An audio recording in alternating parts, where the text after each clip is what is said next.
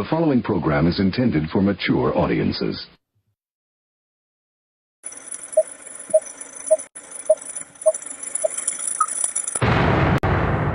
Rudy's Revelation.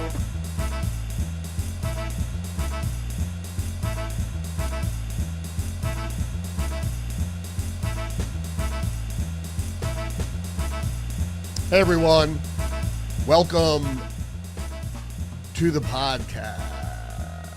What's up? So there's been a lot of hubbub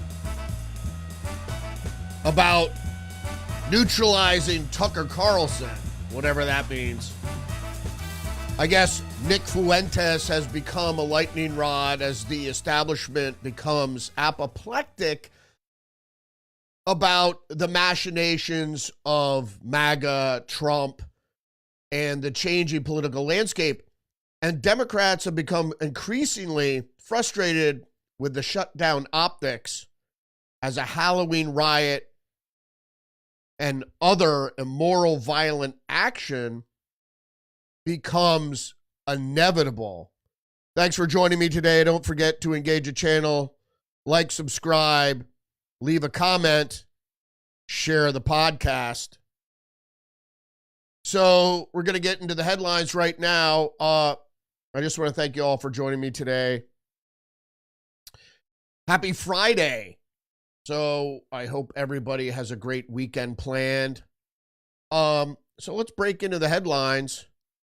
For today, October 31st, I will not wish a happy Halloween because I do not celebrate Halloween. I guess it's for the kids. It's like Christmas. And I don't have a particular affinity for Halloween like some arrested adolescents do. So let's get into the headlines for today, October 31st, this Friday.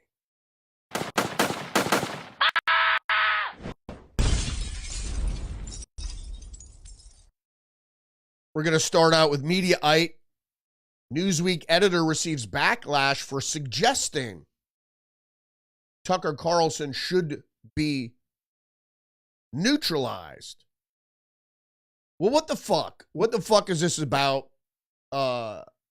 This obviously is about Nick Fuentes, who was recently on Alex Jones and also interviewed by Tucker Carlson. The guy's like, I guess he's radioactive or something. And I'm not particularly a fan. I don't care for he's like a little Weasley kid to me. And he has his right for his political opinions, and I guess he's very popular. I mean, anybody that questions the backing of Israel, that doesn't make you an anti-Semite, certainly. So let's get into the article here. Newsweek senior editor at large Josh Hammer received backlash on Wednesday for writing an article that suggested that Tucker Carlson should be neutralized to protect the Republican Party. Well, what the fuck exactly does that mean? What do you mean protect the Republican Party? Protect the Republican Party from what? From Nick Fuentes? People are trying to protect TPUSA from Tucker Carlson. This ADL-sponsored drive against perceived anti-Semitism. I'm not an anti-Semite. I've always had a lot of Jewish friends, and even some of those friends in middle school were quite mean to me because of my German heritage and the fact that my dad served in the Luftwaffe, and he wasn't a Nazi or anything like that. But because my dad, unfortunately, had to be sent to the Russian front during World War II, that somehow I was labeled a Nazi when I was in middle school. So this labeling people Nazis is certainly nothing new. Getting back to this article, though, from Mediaite, in an article for the Daily Mail, Daily Mail, Hammer criticized Carlson for interviewing controversial right-wing commentator Nick Fuentes. And Alex Jones also did it this week.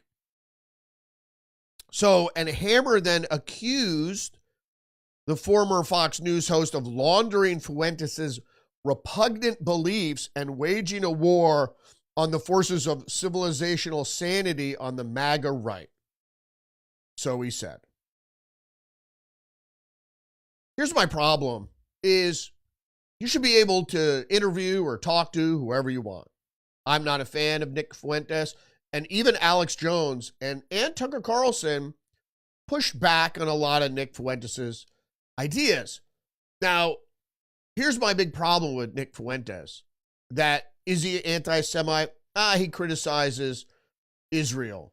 Okay. He criticizes Jewish folks. Maybe. I don't know. I don't really watch him. What I have a problem with is that he's a big fan of Joseph Stalin. Now, I don't know what the fuck that's about. So that's why I don't like, I think he's a little impish weirdo and kind of a political shock host. So,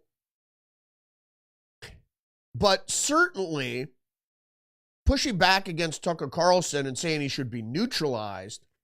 Now that could mean a bunch of different things, but somebody like Josh Hammer should know that that could certainly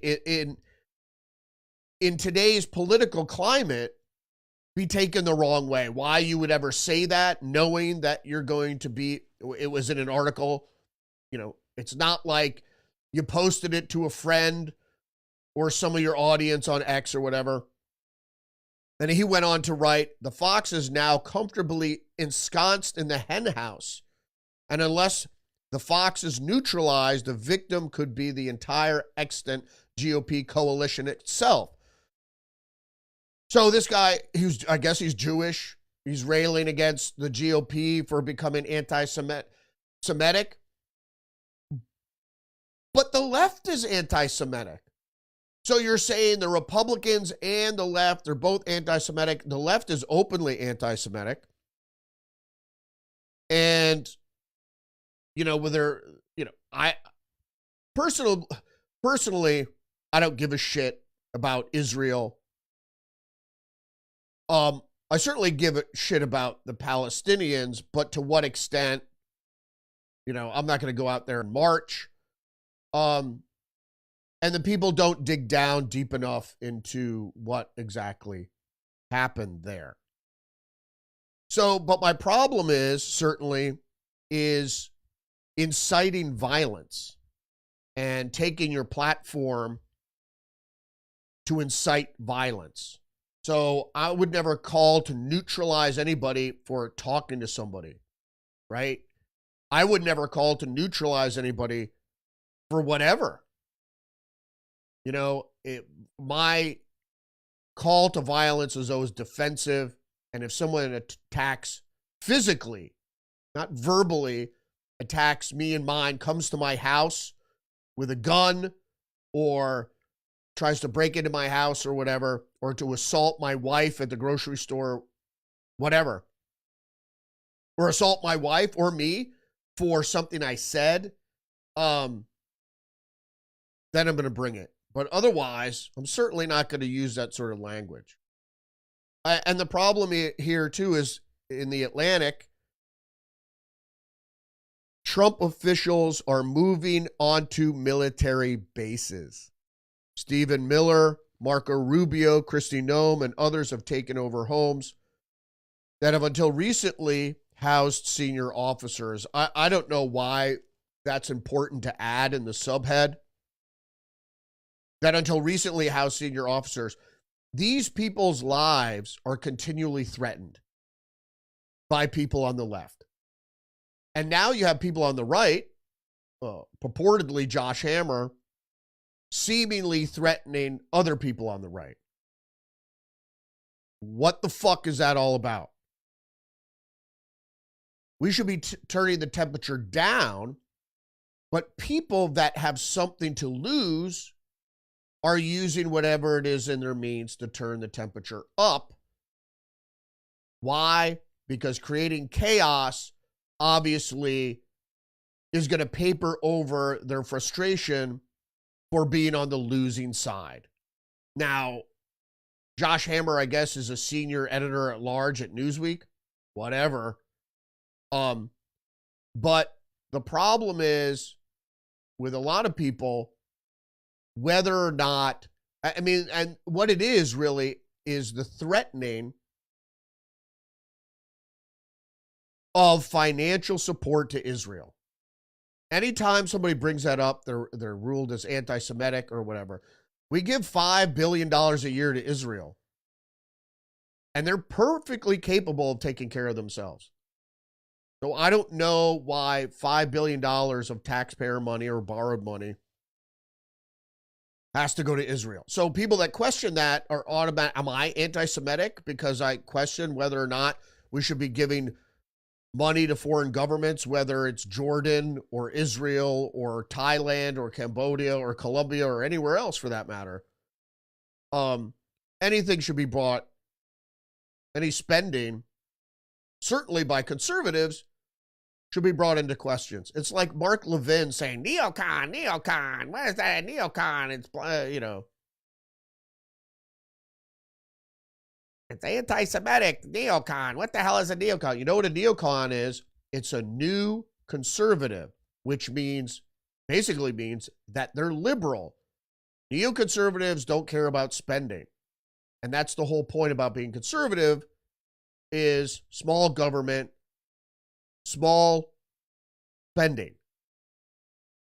You conserve the taxpayers' dollars.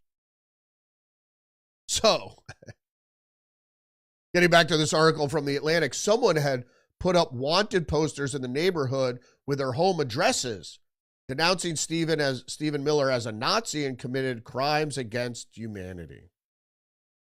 Now, if you didn't know, Stephen Miller is Jewish, and this kind of shit coming up is, the problem is people are deluded. Now, if you can't read or read between the lines, specifically, you can't really make sense of what's going on. People pay attention to what people are saying on X. Who the fuck cares? What you have to do is read the facts where they're reported, and sometimes the way they're being reported is the truth is masked, really. Even especially things like the New York Times, they'll say something that's true, but they'll characterize it with misnomers. And that's the problem, is when reporters characterize instead of just reporting the facts and allow you to come to your own conclusion. So, you want to talk about anti-Semitism? Fox News is reporting FBI thwarts potential terrorist arrests, multiple people in Michigan. Kash Patel says multiple suspects are accused of plotting violence over the Halloween weekend. Now, it is Michigan, so what I'm guessing is it's Islamic terror.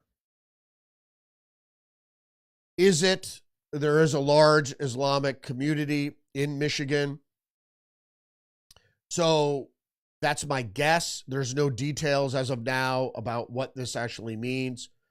But are the Islamic militants in league with liberals? Are liberal governments, let's say in Michigan, who might have known, have advanced knowledge of this, allowed it to continue? Well, the FBI stepped in, and doing what they're supposed to do is surveil for violence, surveil and interdict violence. Because the FBI in the past, at the very least, has always asked the question, what if we allow this to happen? Or in some cases, the FBI actually was helping instigate a terrorist attack. Kash Patel also unearths another October surprise FBI plot targeting Trump before an election. So I guess this was back in 2020. Another October surprise where the Bureau tried to put its law enforcement thumb on election scale against Donald Trump.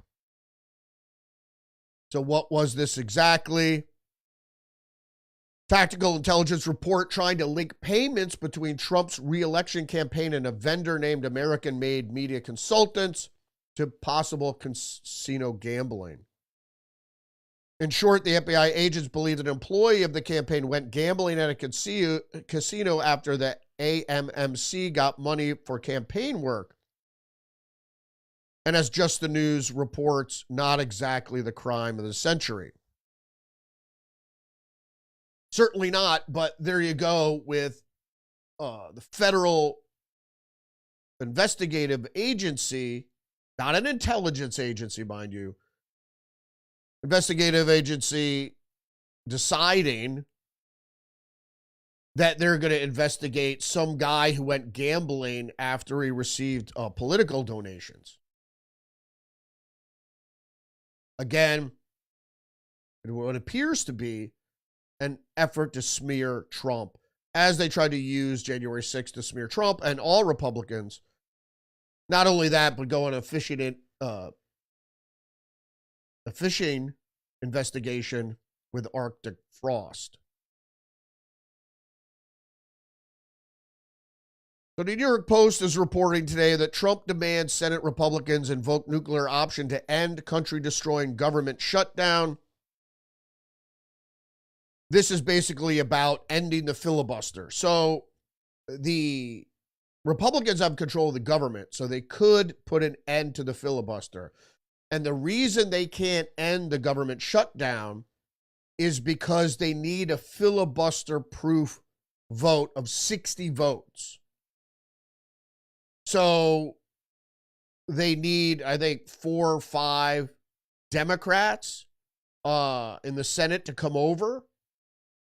And they have a couple, but they need a few more, and it doesn't seem like it's going to happen. So what Trump is trying to say here is that Republicans should use the nuclear option and change Senate rules to allow legislation to end the 30-day-long government shutdown to pass with a simple majority vote. And that basically is ending the filibuster. It's now time for the Republicans to play their Trump card and go for what is called the nuclear option. Get rid of the filibuster and get rid of it now, the president wrote in a lengthy Truth Social post. Trump explained that during his whirlwind Asia trip, that one question that kept coming up, however, was how the Democrats shut down the United States of America and why the powerful Republicans allowed them to do it. Well, it's because of the filibuster. Should we get rid of it? I mean, yeah, it would certainly put the Republicans on top.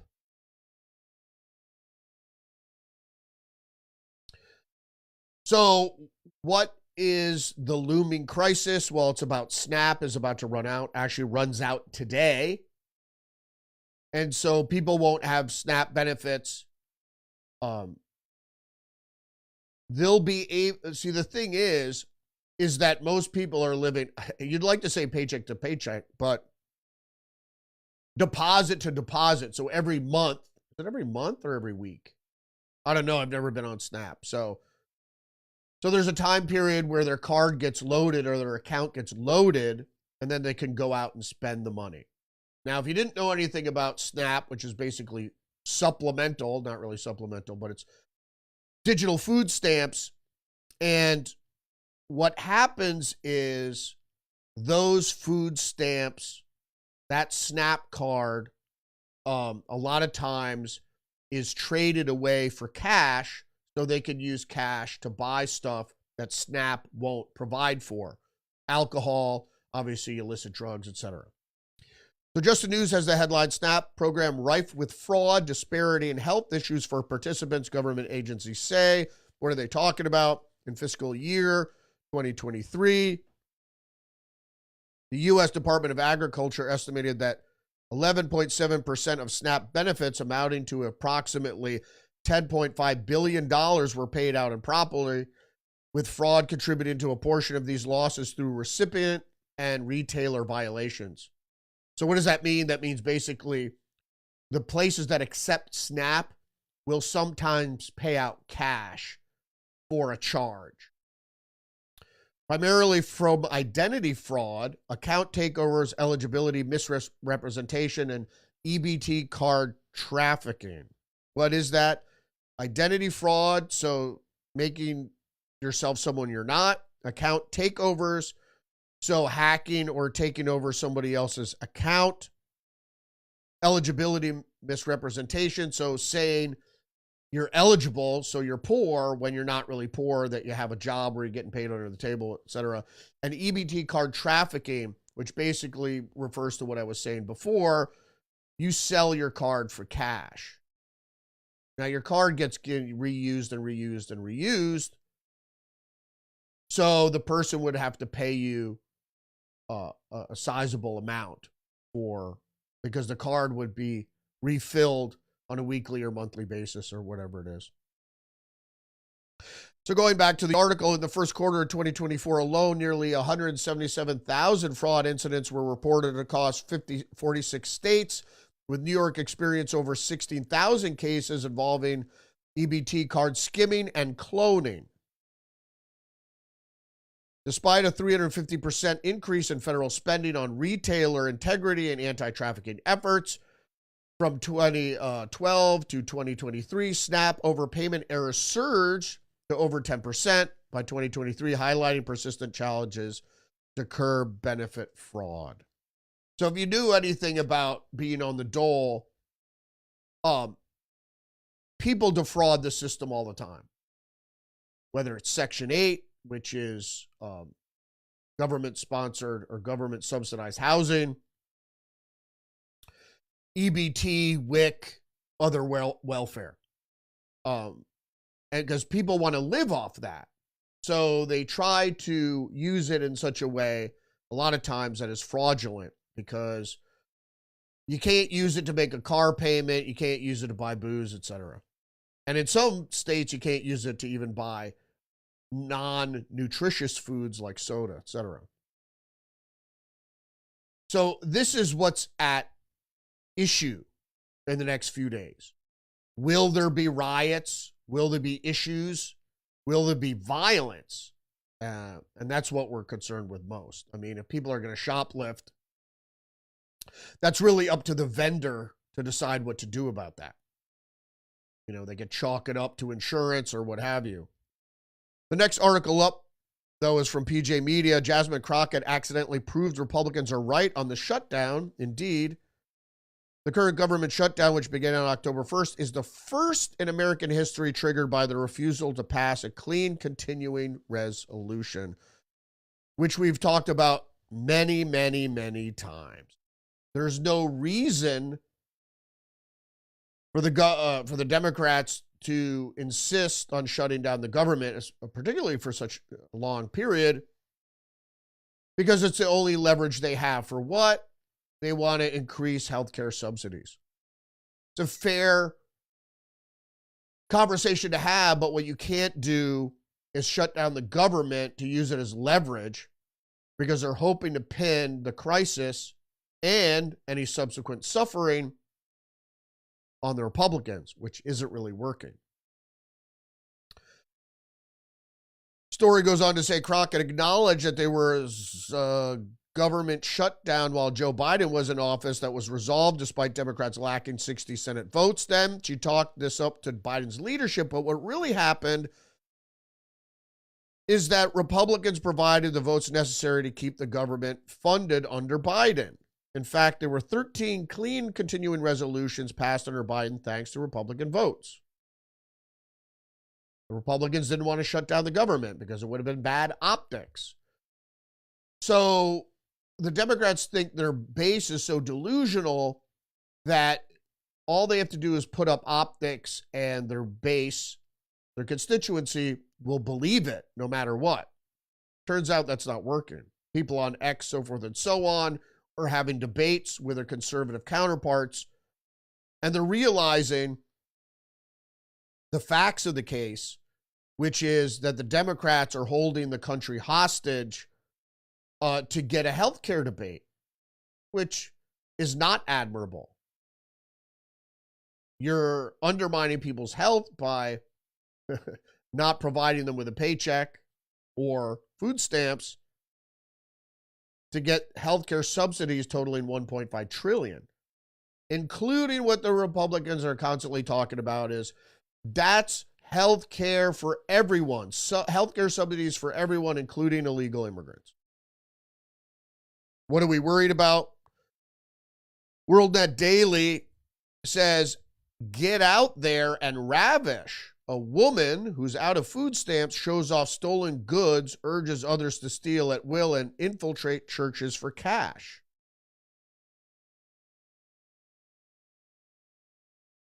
After bragging about all the things she just stole from the store because her food stamps got cut off, woman tells her followers to infiltrate churches and get rent money. So this is what I stole, okay? She says they wanted $9 for this. I said, I ain't got no $9.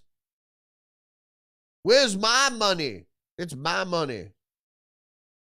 I don't give a fuck, she says, who's already sitting there. I don't give a fuck. If your land was already established, bitch, it's mine now and I want it. That is what we should be preaching in the land to the fucking masses, this woman goes on to say. I'm telling you, man. Crazy. Everything out there is yours. Whether or not you take it, they call that shit free will. I call that shit eminent domain. You know what I'm saying? One thing I learned from the white men, take it. Speaking of white men, Reuters, Trump set refugee ceiling at record low 7,500 with focus on white South African. I don't give a shit. Less refugees, less immigrants. Should white South Africans be settled back here in the United States? Maybe.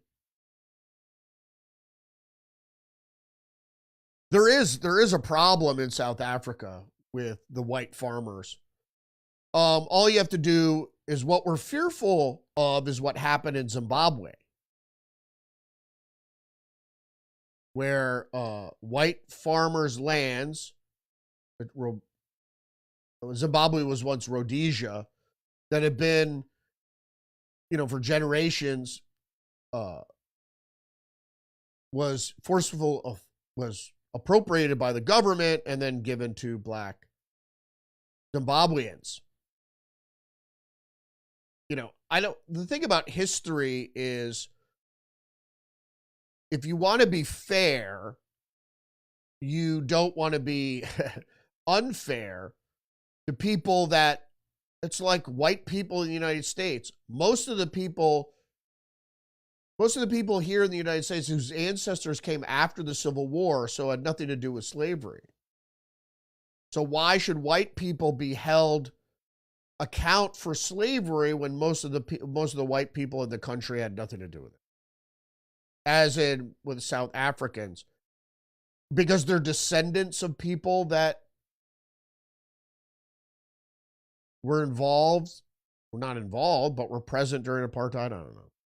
I just, to make a better union, you got to start fresh one day, right?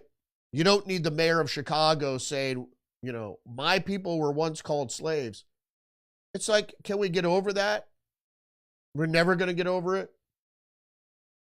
Yeah, at a certain point, you have to start fresh, because opening up old wounds is no way to keep them from festering.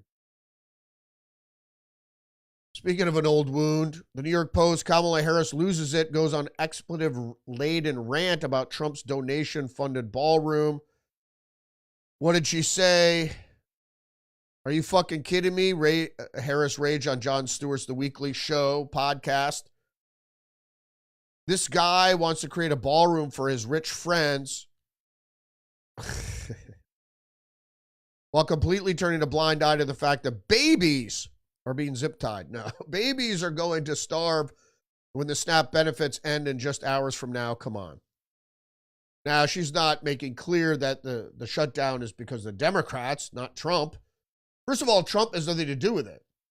It's a legislative thing. So Trump really doesn't have anything to do with the shutdown. Trump even said, let's get rid of the filibuster and end this thing. But when Kamala Harris says he's created a ballroom from his rich friends, that's not true. He's created a ballroom for state dinners. You know what a state dinner is? A state dinner is when you host a foreign dignitary, usually a head of state, and their entourage and people that want to meet with that head of state and meet the president and all these other things. They used to, if they had it on White House grounds, it used to have to be in a tent. And a lot of times they had it off White House grounds. So if you're hosting a state dinner, shouldn't you have a place to host it in? And don't forget, the White House was built a long time ago. And the White House is pretty fucking small by today's standards.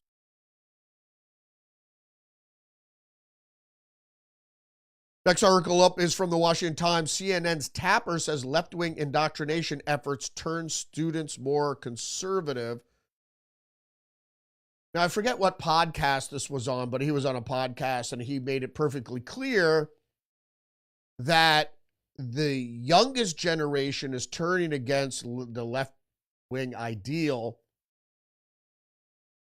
because of what they saw their older siblings at Al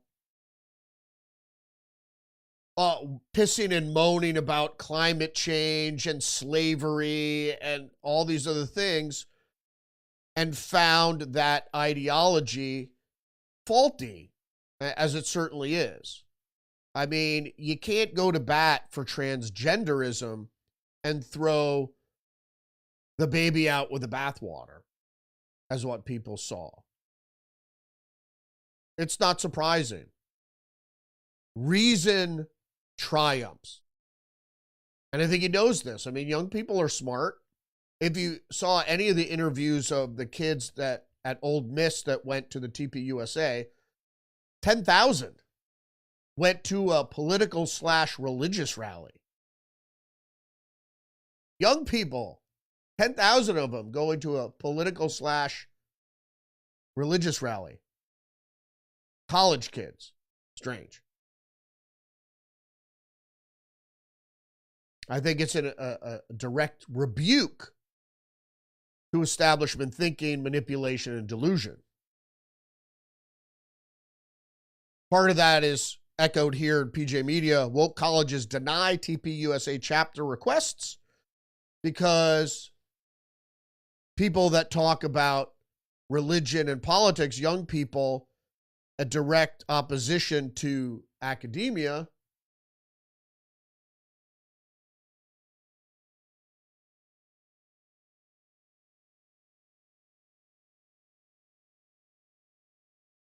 Fort Lewis College in Colorado is reportedly the latest to deny TPUSA chapter, but it's certainly not the first. Loyola University, New Orleans, also refused to allow a chapter of the student organization, reportedly because the TPUSA position on LGBTQ ideology, as far as Concordia University, Wisconsin, it refuses to approve the unofficial chapter that exists at the school.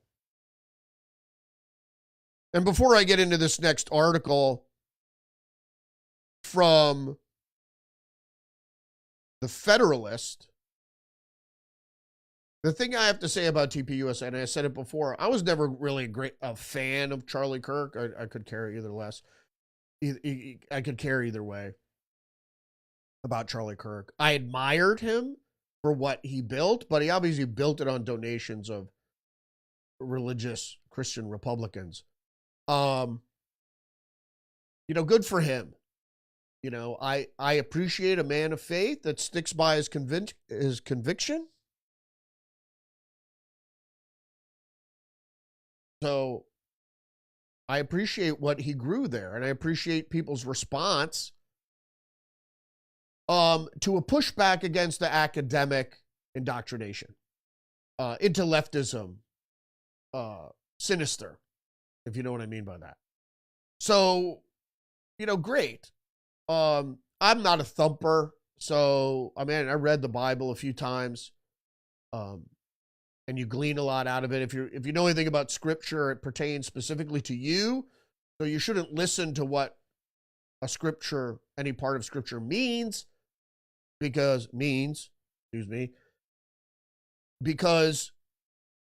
it's for you as an individual. And I'm not going to go down the road of Christian humanism, but it's a part of individualism that you have to acknowledge. And so I think scripture plays to that. So, but I think universities not allowing a competing voice is unconscionable. And it just shows that they're willing to bulldoze young, impressionable minds with their ideology without offering an alternative. And I think that means they're in the business of indoctrination if you don't let in competing voice. I mean, whether questioning LGBTQ or what. I mean, adults can do whatever the fuck they want to do. That's part of being in America. So I don't know why going to a learning institution, whether or not you could talk about LGBTQ in any sort of negative context.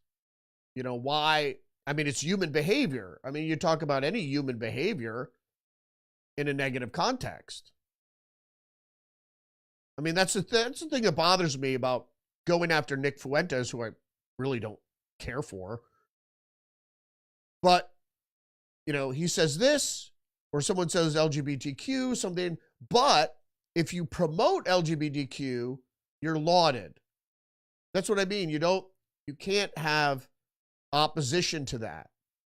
So if you say on a college campus, you can't promote LGBTQ, fine. But what you're saying is you can promote LGBTQ lifestyle, but you can't contradict it. That I have an issue with that. For a college not to represent two opposing point of views. Colleges used to be the place for debate.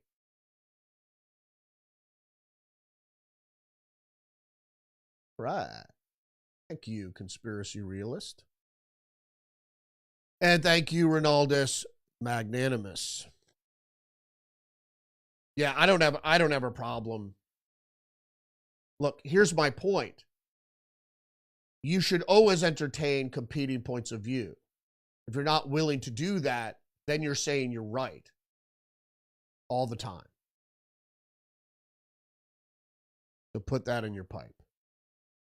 The Federalist, Boasberg Senate spy and gag order violated federal law.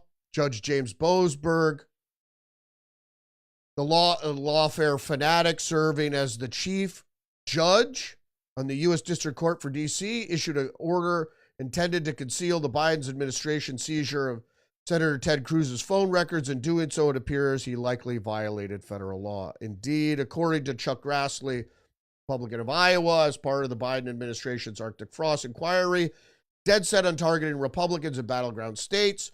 Special counsel Jack Smith, who led the Get Trump lawfare for years, secretly obtained phone records data from at least 8 senators and 1 congressman. Smith subpoenaed Cruz's records through AT&T. AT&T apparently did not comply. The Biden Department of Justice tried to seize Cruz's cell phone communications, according to the senator, and Boasberg signed off on a non-disclosure gag for AT&T, I guess after they refused,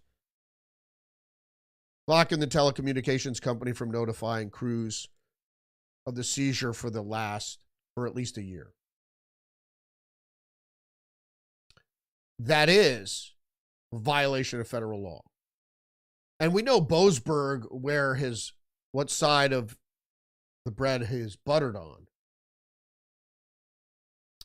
Post-millennial, DOJ demands records on unexplained anomalies in 2020 election after Fulton County did not comply with subpoena. The Civil Rights Division appreciates your prompt attention to this matter within 15 days. So if you didn't know what was happening, the Department of Justice, so Pam Bondi and Harmeet Dillon wrote on behalf of Attorney General Pam Bondi, On behalf of the Attorney General of the United States, we request that you present for inspection the entirety and most original form of all records in your possession, responsive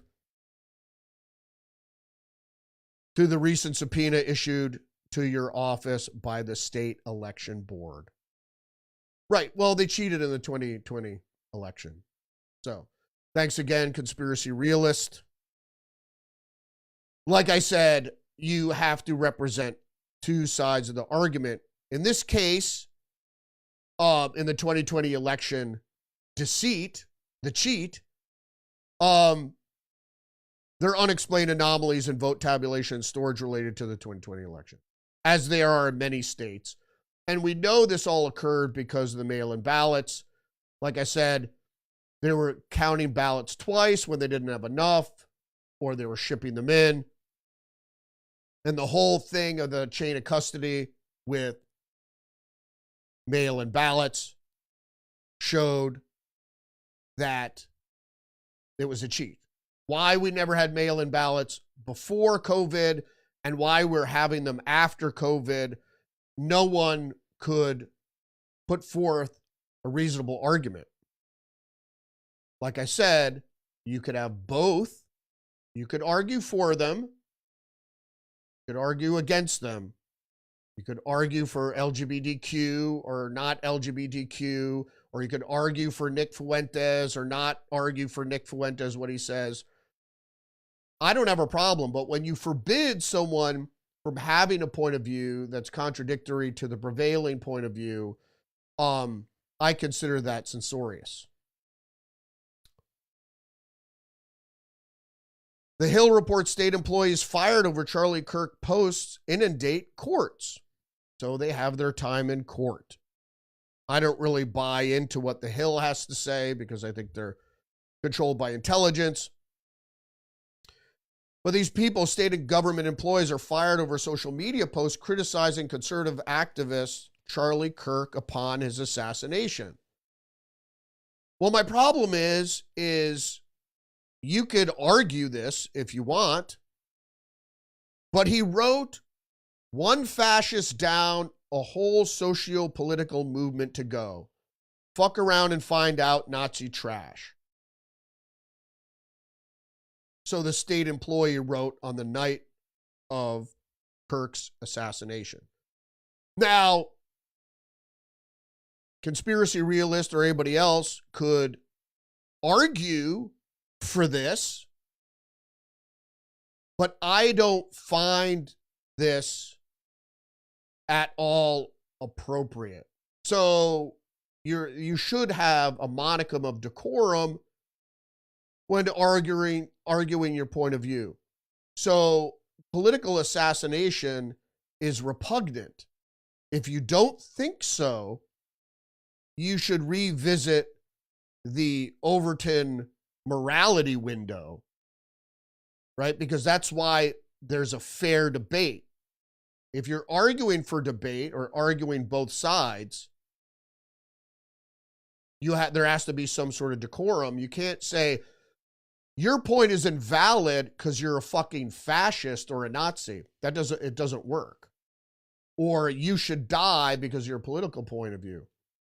You already undermine your argument by resorting to violence. That's why this country was set up in such a way, and most Western countries are able to debate in legislature. But people don't want to debate. I've never run into a far leftist who even wants to entertain any sort of discussion. So I'll listen to any point of view if there's a rational, reasonable argument and there's some sort of decorum. Resorting to hyperbole or ad hominem, that's not the way you conduct a debate. It's facts or assertions based in fact. Fox News, major phone carriers reveal Jack Smith's subpoenas for Republican senators' records. Verizon complied with subpoenas while AT&T refused to turn over records for Arctic Frost. My point, as I reiterated in the Federalist article, is that you can't use, as Obama did, you can't use, if you're in power, if you're the party in power, you can't use the government to suppress the opposition. That's what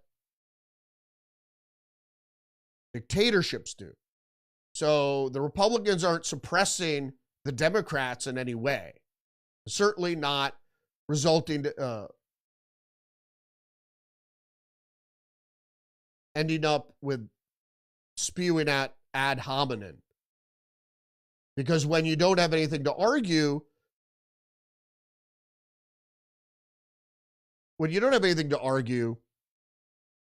you use verbiage or you use tactics that steer away from any reasonable argument or debate.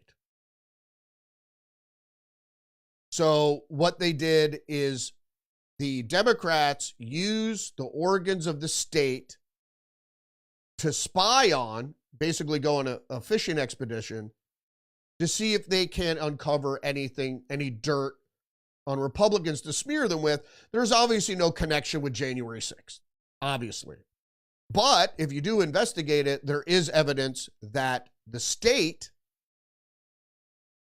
used investigative bodies as a catalyst to get people to break the law to go into the Capitol. As Ray Epps, who of course was not military intelligence, who went there by himself, who was supposedly a Trump supporter, but getting people to go into the Capitol. And even the young people saw him for what he was. Maybe he wasn't a Fed. He wasn't with the FBI. I think it was military intelligence. He sheeped him. But in any case, that's what we have to deal with.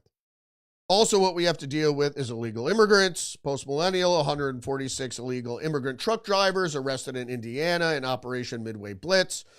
If you're here driving on our streets illegally and our highways, you're endangering our citizens and your days are numbered. So if you don't know, it was less than a few months where there were 2 illegal immigrant, Sikh, tractor-trailer drivers that caused, I think, 6 or 7 deaths. One of the guys was drunk. The other guy pulled an illegal U-turn.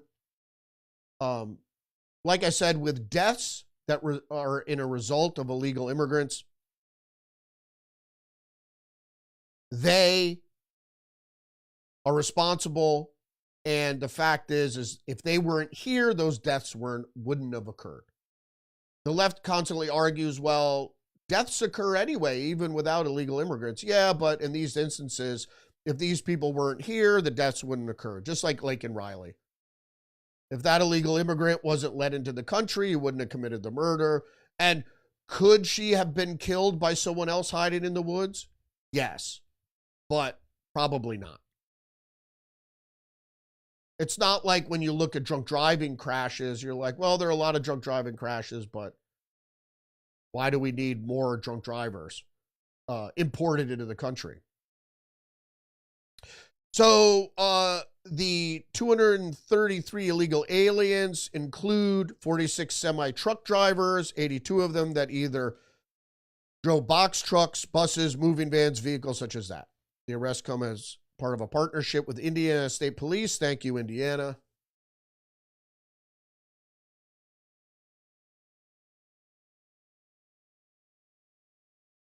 Thanks again, conspiracy realist. Moving on, just the news. After tense 7-hour standoff, ICE arrests 3 illegal aliens in Houston area suburb. So if you didn't hear about this, it was outside of Houston where 7-hour standoff occurred, and of course, with a crowd erupting in protest and 3 men eventually being arrested. The ICE officers arrested 3 illegal foreign nationals in Pasadena, not California. It's a suburb of Houston, including Oscar Danielle Barron Hernandez, 28, who previously illegally entered the U.S. 3 times, ICE said. ICE was performing a targeted enforcement operation targeting Hernandez, But his brother-in-law and co-worker were also arrested. And again, this happens after a crowd erupts and tries to obstruct federal law enforcement for doing their job. They weren't profiling these guys. They weren't standing outside a Home Depot.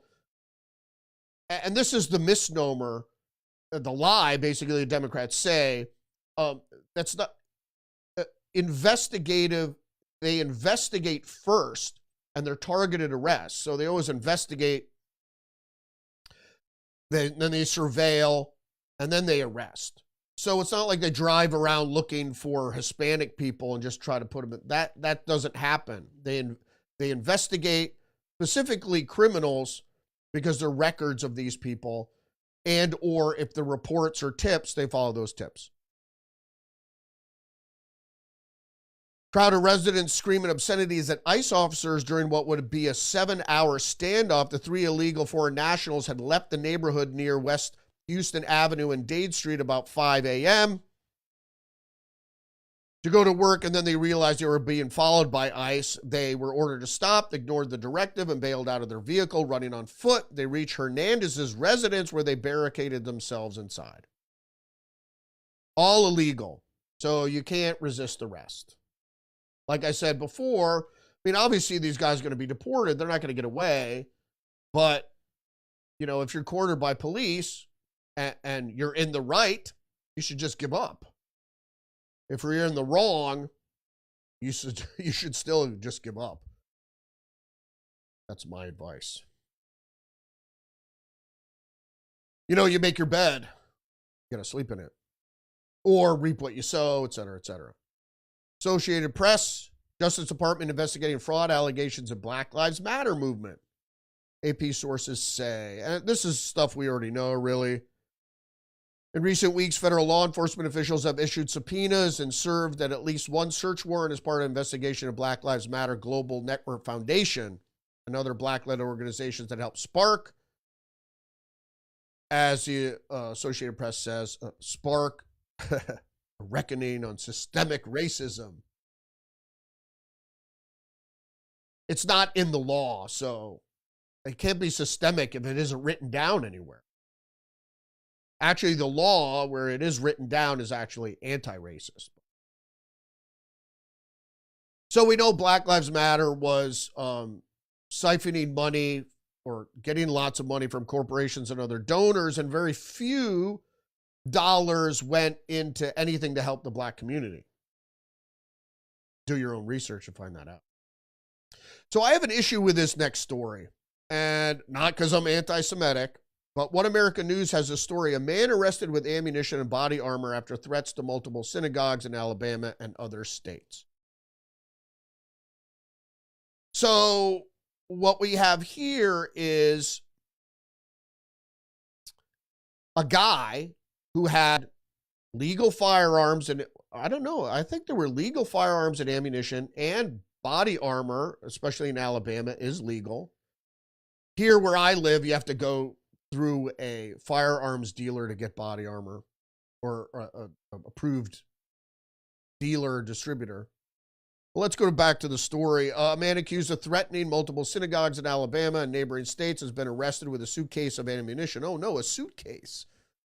And body armor. Several agencies were informed of the credible threats of violence. On Tuesday, identified the suspect as a 33-year-old Jeremy Wayne Shoemaker from Needham, Alabama. So my issue is they don't list what the credible threats are.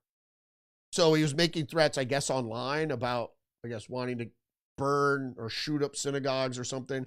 And that's what, if you make threats like that and you have firearms, it's considered credible. If you say you want to shoot up a synagogue and you don't have any guns, they don't consider that credible. Excuse me. So they said likely acts of violence were averted before they happened. Perhaps he was making threats. And I'm not, like I said before, making threats towards people is, I think, is dumb and could possibly get you in trouble. But they say the subject was taken into custody with weapons more than a suitcase full of ammo. How much is that really? Body armor and other items related to plans of violence. Having those weapons and ammunition and body armor, is that a plan of violence? Or, I mean, because they don't say what the threats are. So if he said, I'm going to burn down a synagogue, why would they take his guns away? He didn't say he was going to shoot him. So you don't know what the threats are. You just know that a guy was arrested for having guns and ammunition and body armor. So certainly not excusing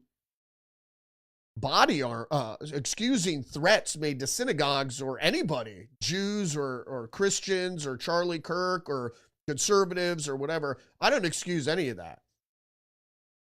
But we don't have enough information to figure out whether or not this guy had his lawful weapons, ammunition, and body armor taken away. Apparently he resisted arrest, so. Conspiracy realist. Again. Rudy, can you address your opinion on the mass corruption in our upper echelons of government and when arrests are coming? Well, Toby has been indicted. That's something. John Bolton. I hope more are coming. And the thing is, corruption is a thing. So that needs to be addressed. Certainly. But you have to go where the evidence leads you, and you can't indict or certainly prosecute or even get a conviction if there isn't enough evidence. So what corruption? I mean, you have to be specific. I mean, overall, money corrupts. So as long as you have particularly corporate political donations coming in, that's hard because then the money controls the way people act in government. And I think that's a corrupting factor. So I don't believe corporations are people or persons. And so that's the problem, is that persons have the right to contribute politically. I don't think corporations, because corporations are councilism. So they're ruled by councils, board members, owners of the company. And they decide whether or not they could give money to political candidates or political movements and so forth and so on. So individuals are allowed to do that. But that's my problem with basically corporate fascism. And I think that corrupts, money corrupts. And so you could give, look what happened to what's-his-face in New Jersey. The senator of New Jersey, who was getting gold. He's getting gold from Egypt. Now, whether that affected his voting, who knows? Moving on, though, I'll get back to you, conspiracy realist. New York City rapper sacrifices cat in satanic ritual on social media. Surprised it went viral. He boasted about the killing of the cat to promote his rap album. Now, this is, again, immorality. You move that Overton window so much. You have people that don't know good from bad or good from evil, let's say. And so if it's accepted by society as being fringe or shocking or whatever, you just have more people doing it. It's really sick behavior. You have to have some sort of moral fortitude. And that's why I was talking about the Bible, that you need a moral tether that doesn't change. You need to be tethered to something that won't change over time, so that Overton window moves, that you don't go with it,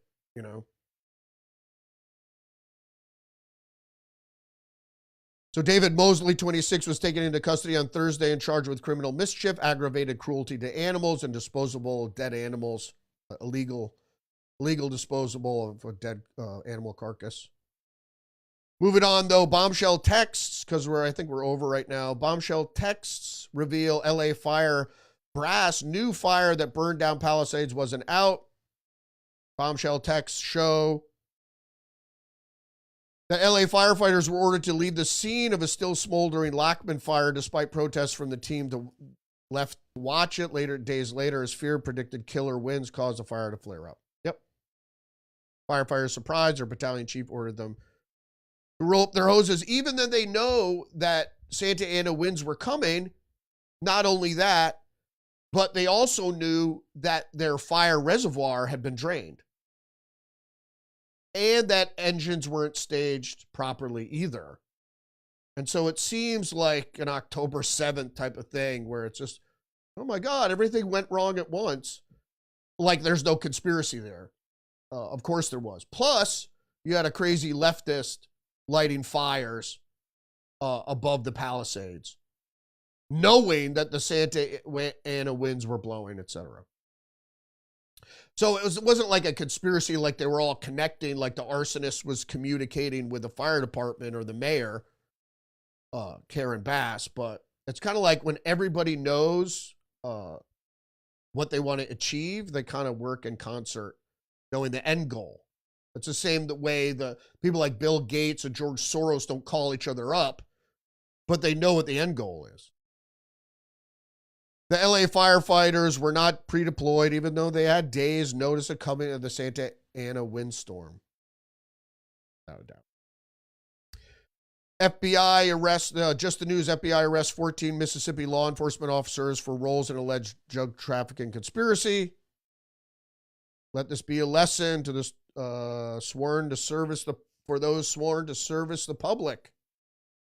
If you're a good law enforcement officer, the FBI will always stand by you. What if you're not a good FBI agent? But for those corrupt individuals for abusing their office, we will come for you and hold you accountable. So there you go, conspiracy realist. I'm not like back the blue no matter what. I've had my run-ins with the police over time, and a lot of times cops are not concerned with your civil rights. I have issues with that. However, I also think that it's a moral duty for citizens to obey the legislation that democracy gives them. And if you don't like the law, do what you can to change it in legislature, not just fragrantly be a scofflaw. Unless it comes to speeding or the consumption of marijuana, I think those two things can be relatively harmless if you're a good driver and if you're responsible about your drug use. Gayle King leaving CBS Mornings as network faces certain internal turmoil. She might stay at the network. It's not really clear. So we don't really know. The shakeup. So Barry Weiss took over as editor-in-chief of CBS News. So she's shaking things up as Paramount wants to get rid of the overtly biased news coverage. So One American News, King Charles removes all titles and royal privileges from brother Andrew. It's basically because Virginia Giuffre's book came out, again, accusing with evidence Prince Andrew, so he's out. I mean, he's too much of a liability for the House of Windsor. So he stripped his younger brother Andrew, King Charles did, of all his royal titles, including Prince, and he kicked him out of his Windsor estate west of London. Good. Fuck the monarchy, man. I mean, that's what Republicans are all about. They're anti-monarchical. And then a couple more articles here. China boosts U.S. soybean purchases following Trump-Xi trade talks. Well, they had already bought some soybean, but now they put it up at levels.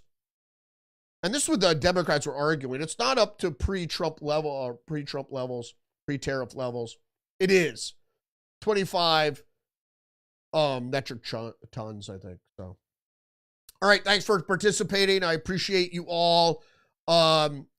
Thanks for Conspiracy Realist for chiming in. Appreciate you. And also Ronaldus Magnanimous. Thank you for also chiming in there. Most appreciated. Thanks very much to all y'all for watching today. I went a little over 5 minutes or so. Thanks again for joining me. Don't forget to engage the channel, like, subscribe, leave a comment, share the podcast.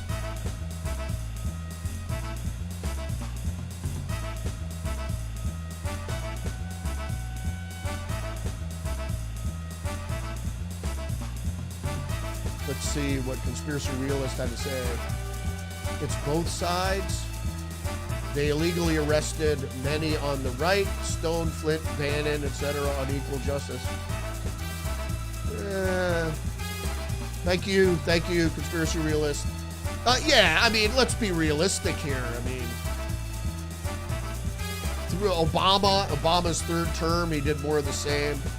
I was still in journalism when he was threatening reporters of the Associated Press, etc. Obama was, and the IRS under Obama was raiding conservative businesses. I mean, you're right. Let's be clear that things are unevenly matched. But that's the thing about the left. The left wants big government and then use big government power to prosecute the opposition. I mean, you see it in leftist countries all the time. Well, look what's happening in Venezuela. Thanks for joining me today. Have a great weekend. Happy Friday. I hope everybody has good plans for the weekend. Remember, you're under attack psychologically and biologically. Stay hip to the trick. Join me every day, Monday through Friday, 10 a.m., live on Rumble and now Facebook. Appreciate you all. Respect.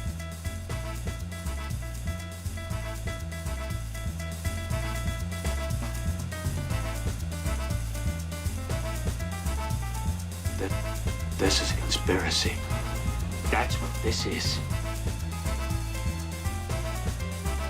The New World Order